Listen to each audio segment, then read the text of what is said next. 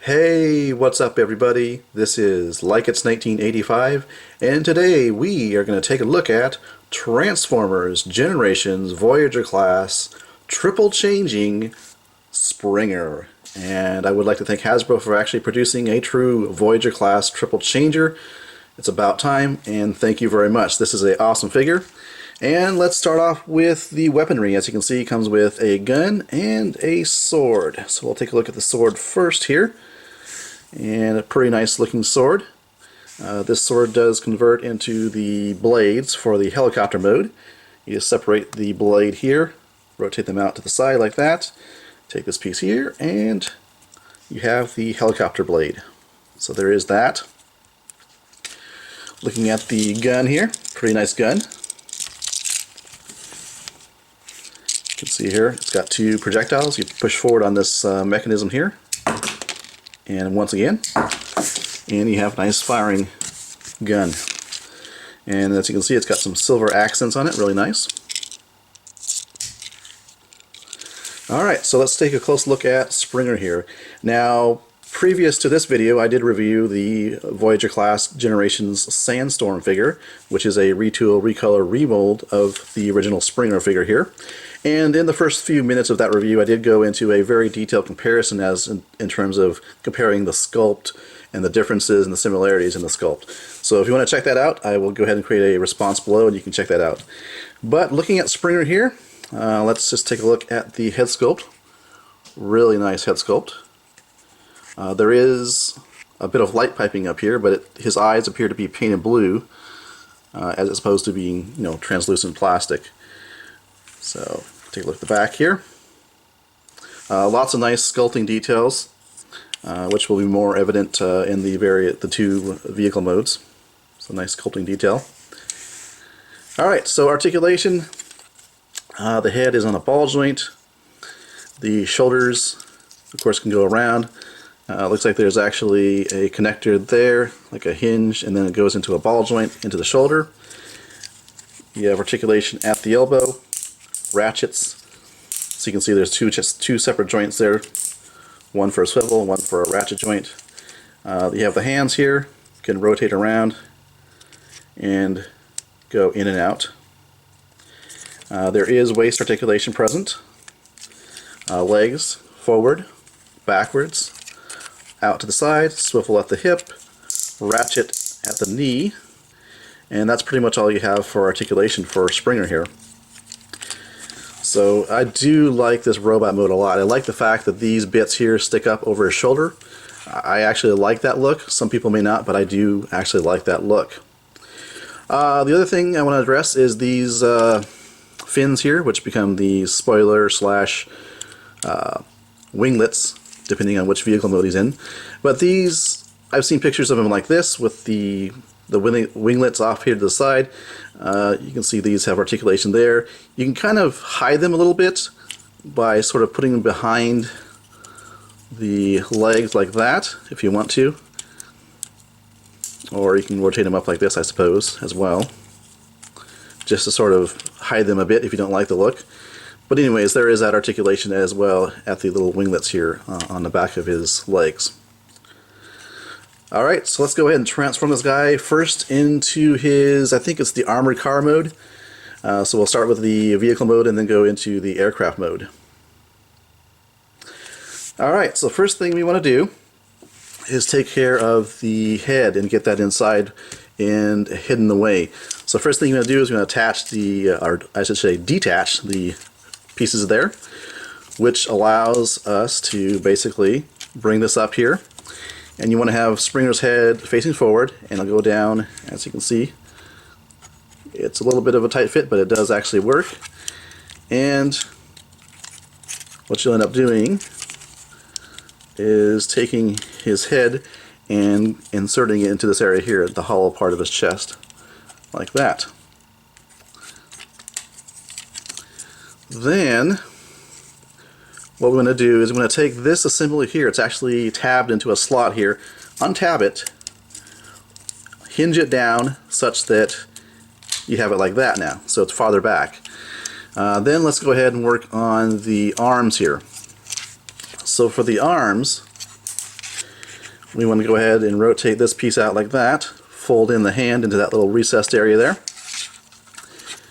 unfold this, and this rotates around and will peg in to a slot. Well, really it's actually not pegging into a slot, there's actually a pop-up joint there. You want to push that down,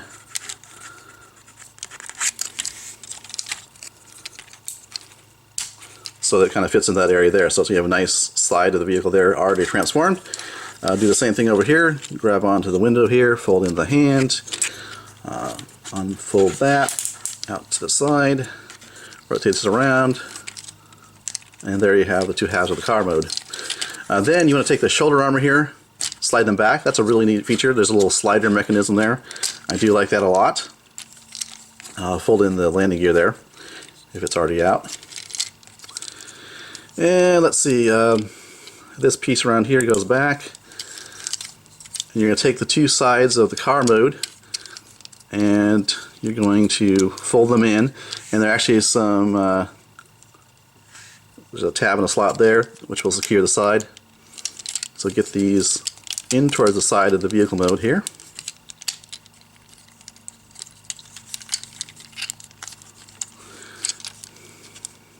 Bring these down. These are the landing gear for the actual aircraft mode.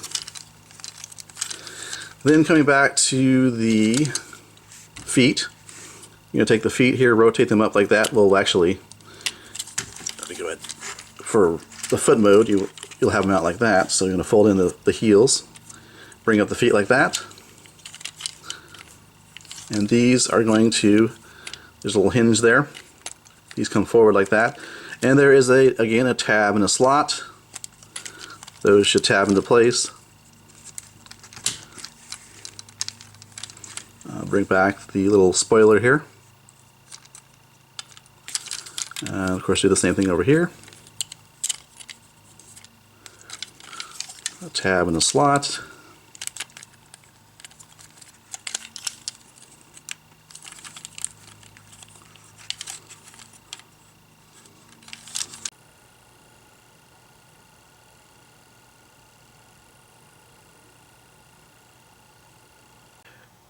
Okay, so let's go ahead and take a look at Springer here in his armored car mode. Now, off camera, I did a bit of adjusting with the panels and so forth, and I minimized the gap here. This gap right here, you can still see a gap, but it was much more prominent before. And I think that's a common problem people are having with this particular Springer figure. But I did some adjusting, and I'm not really sure what did the trick.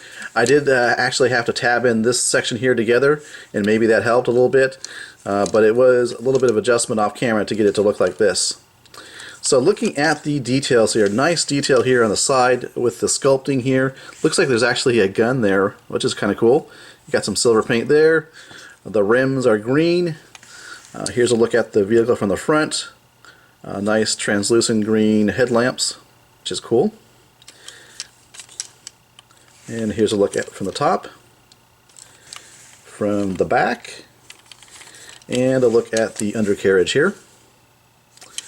It does roll really well, as you can see. No problems there. As far as the weapon placement, you can certainly put the gun in here or in this peg back here. And I was wondering about the sword, but you can actually, there's a peg hole here. You could, if you want to, attach the sword right like this for this type of effect. As silly as it is, you technically can store all the weapons here on the vehicle mode. So there is that. Size comparison. This is actually quite a big figure, as it should be, being a Voyager class figure. So let's take a look here at the comparison between Deluxe, Revenge of the Fallen, Swerve. So you can see there, difference in size. And Transformers Prime, Robots in Disguise, Deluxe, Viacon. So you get an idea of the size of this figure.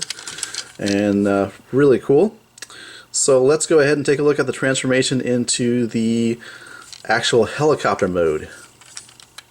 What I'm going to do first is I'm going to take this section here, untab it, rotate this back. Of course, you do the same thing over here as well. So next, go ahead and take what are the sides of the vehicle mode here, and you want to take these bits here and rotate them down, all the way down to where the robot mode's waist is. So you have it like that. You want to take the section right here and re-tab it back up front like that. Now, working on the sides of the vehicle mode here, what you want to do is actually pop up this section. It's on that pop-up joint. So there's one here and of course one over here. So what I'll do is I'll show you when it's popped up, because I always for some reason have difficulty getting this to lift up. So I'll go ahead and cut to that and then we'll continue on with the transformation.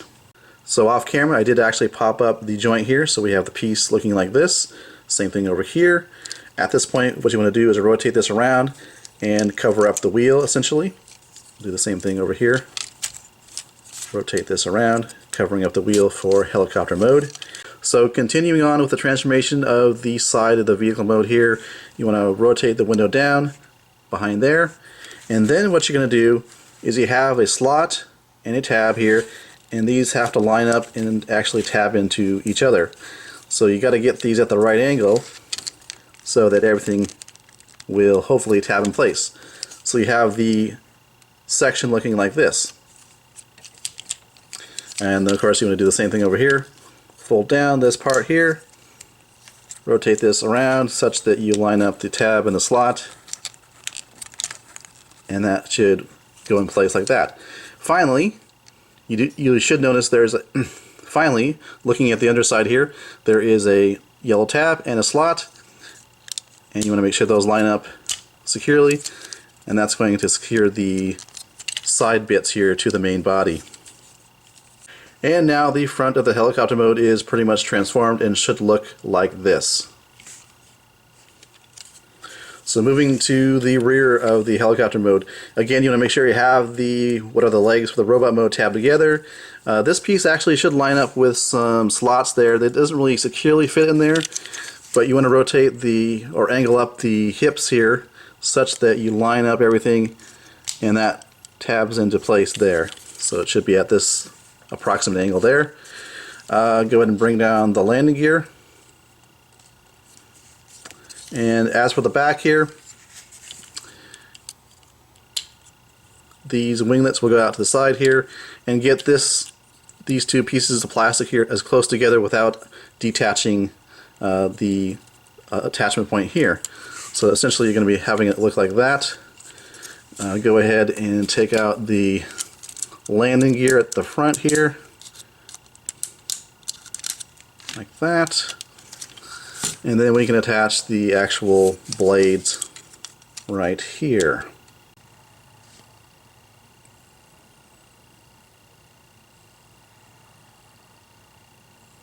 Okay, so let's go ahead and have a closer look at Springer's helicopter mode. And in my opinion, the helicopter mode is the weaker of the two modes. I think the armored car mode looks a lot more realistic and is a more cohesive design in the armored car mode. Yes, here it looks like a helicopter, but there are certain angles that you look at it and you wonder, that doesn't really look like a helicopter. Like from the side here, a little bit weak here, I think, a little bit thin, doesn't quite look like a helicopter. It sort of does in the fact that the body tapers down to the rear section of the helicopter, I guess. But like I said, in my opinion, it's the weaker of the two modes. Here it looks pretty cool. From the front here, you can see a bit of car parts here with the headlights and the wheels. And on the negative side, you do have a bit of kibble here like this. I do, however, like the way that these green fins here stick out on the sides. That's good. The propeller blades do spin very well. And looking from the top down, you can see it does look like a helicopter overall in terms of the silhouette. Looking at the rear here, and finally looking at the undercarriage. As you can see, there is landing gear here, which can be retracted,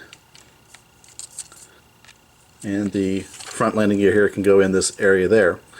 Now, in terms of the weapons, yes, you could peg it into the front here, although that would block the blades from spinning. So the real only option you have is to actually mount the gun underneath the front nose of the helicopter mode.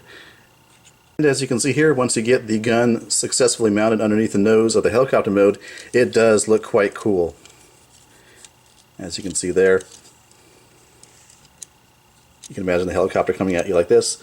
And the missile function still does work. So that's good. Alright, for the first size comparison, here on the right I have Deluxe Class Thundercracker, which of course is just your basic Seeker mold we all know and probably all have at least one example in our collection. So Deluxe figure versus a Voyager class figure. So my final thoughts on Transformers Generations Voyager class triple changing Springer. Well, I'd just like to say thank you, Hasbro, for releasing such a great triple changer and a true triple changer. We've had triple changers in the past, but they weren't really true triple changers. And the fact that this is a triple changer that is basically a homage to the Generation 1 Springer character as well as the G1 Springer toy is really, really cool in my book. So I really do hope that Hasbro releases the other triple changers, such as Astro Train and Octane, and even Broadside. Alright, well thanks for watching. This has been my review of Transformers Generations Voyager class triple changing Autobot Springer.